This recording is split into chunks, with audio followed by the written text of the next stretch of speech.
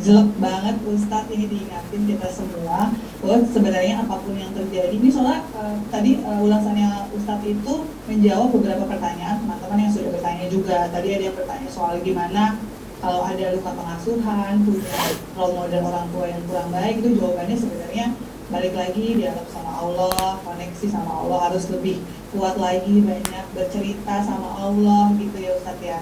Kemudian ini ada satu lagi pertanyaan yang mau saya bacakan.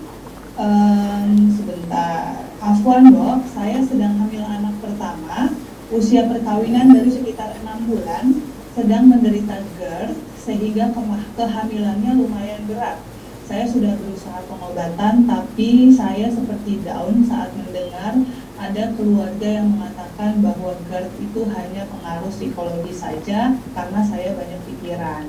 Sebenarnya gimana sih dok lihatnya?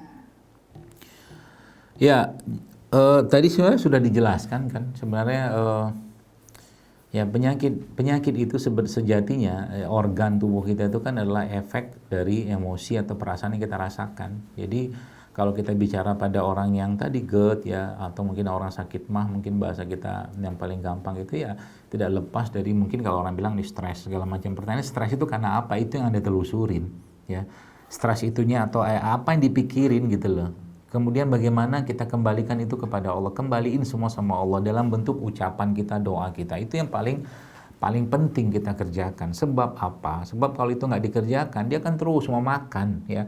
Bahkan yang paling berat tadi kan hasad itu kata Nabi seperti apa ya, api yang memakan kayu gitu kata Nabi. Itu untuk kategori hasad yang berat ya. Tapi yang lain juga sama ya. Mau kita bicara GERD segala macam, bisa sampai pingsan ya, seperti itu.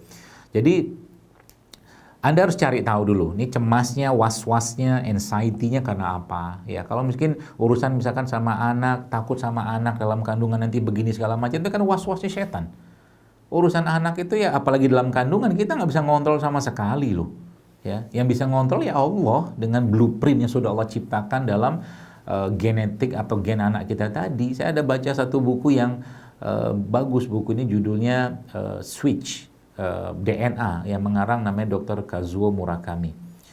Dia mengatakan dalam buku itu bahwa ketika bicara gen pada akhirnya dia katakan ini bukan kerjaannya manusia banget. Dia bilang ada kekuatan agung yang mengatur ini semua, kata Dr. Kazuo Murakami dalam buku tersebut gitu kan. Nah, jadi kalau seandainya ini dibiarkan terus-menerus, maka anak itu akan merasakan vibrasi, getaran, emosi, perasaan yang ibu rasakan. Nah, itu nanti juga mungkin, besar kemungkinannya juga akan punya GERD seperti ibu. Kan nggak mau, ngapain kayak begitu?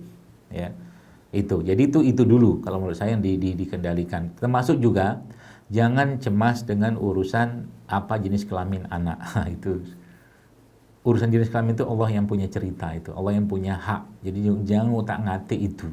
Ya, saran saya. Apa yang dikasih mungkin ada benar slogan keluarga bencana zaman dulu itu ya. Laki-laki perempuan sama saja meskipun nggak sama, tapi maksudnya apa yang Allah kasih ya sama gitu. Laki-laki perempuan pasti beda jenis kelaminnya, tapi maksudnya secara kita menerimanya ya Allah, kalau mau kasih perempuan alhamdulillah, mau kasih laki-laki alhamdulillah. Terus jangan sibuk mikir nanti anak nih begini mah gimana segala macam gitu kan, serahkan sama Allah sebagaimana Nabi Hajar tadi itu loh ya.